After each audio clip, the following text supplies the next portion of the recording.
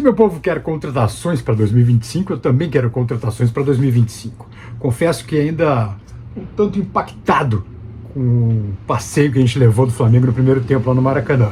O segundo tempo voltou a ser o Inter que a gente conhece, né? Aquele Inter que marca, que pega, que ataca, que faz gols.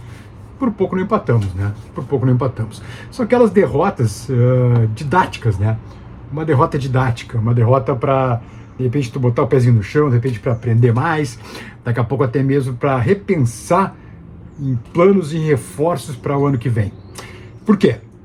Porque a gente teve um jogo de Libertadores contra o Flamengo, teremos mais um jogo de Libertadores agora contra o Botafogo e mais um jogo de Libertadores contra o Fortaleza para encerrar a temporada. Então, são 3 jogos bastante pesados e que talvez nos deem um norte sobre o que devemos fazer agora nessa intertemporada, nesse fim de temporada 24 e início de temporada 25.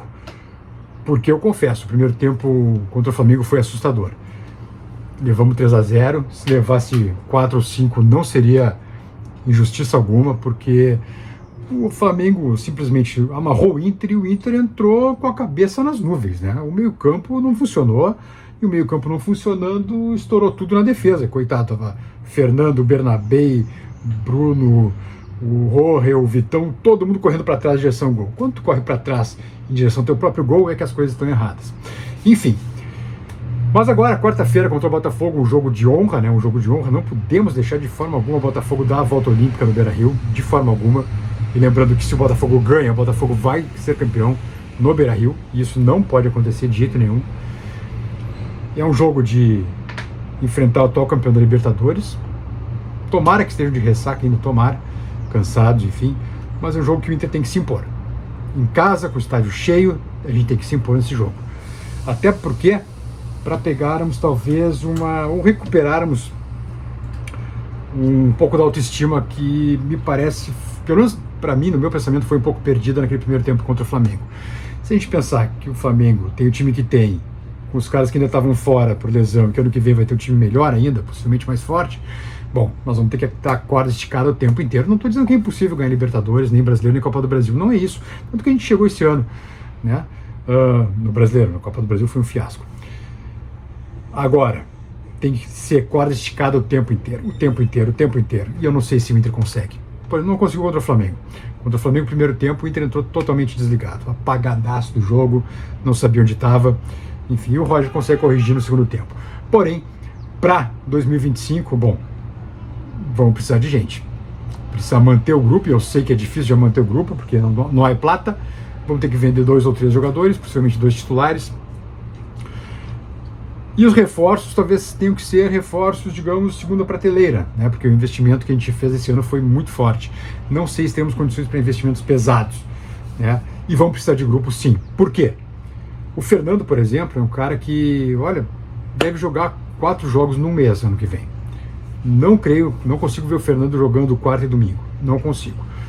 Acho que é de domingo a domingo para ele jogar, ou de quarta a quarta, ou terça a terça, no caso de Libertadores, né? Então, daqui a pouco vão precisar de pelo menos 1 ou 2 volantes.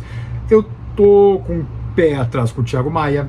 Não sei se ele está lesionado ou se é só a questão do pai, que daqui a pouco, e que é absolutamente natural, né? Afinal de contas, o pai dele estava internado lá em Roraima, no outro extremo do país.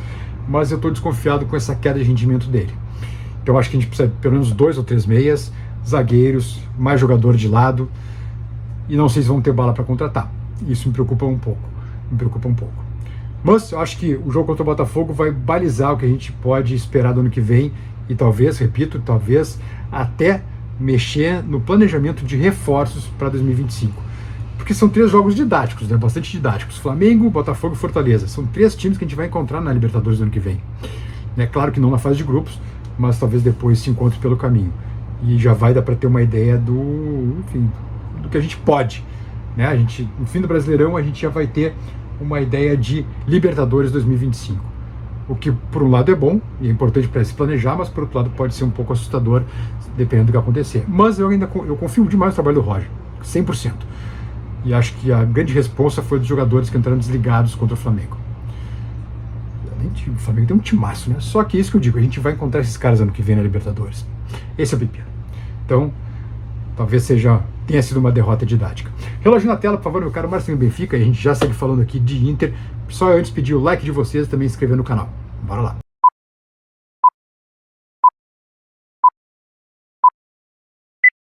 Olha a força, turminha. Bueno, vamos lá.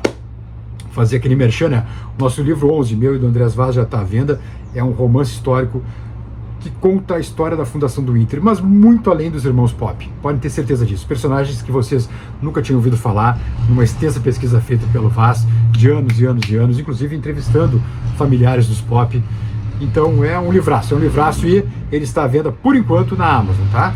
Tá aí o QR Code na tela, junto com a capa do livro, para vocês já só botarem o celular aí no QR Code, já pula direto pro livro lá na Amazon para adquirir seu livro, tá bom? Breve vamos imprimi-lo e também fazer a venda em papel, porque eu gosto de ler papel, confesso para vocês. Mas como estão precisando de patrocínio, ali, se quiser patrocinar o livro, por favor, estamos à disposição aí, tá bem? E, por outro lado, bueno, temos hoje live às 23 horas, praticamente uma live do Inter na madrugada, né? Vai ser quase isso. A gente começa às 23 e entra na terça-feira adentro. E espero vocês então a partir das 23 horas para nossa live, tá bom?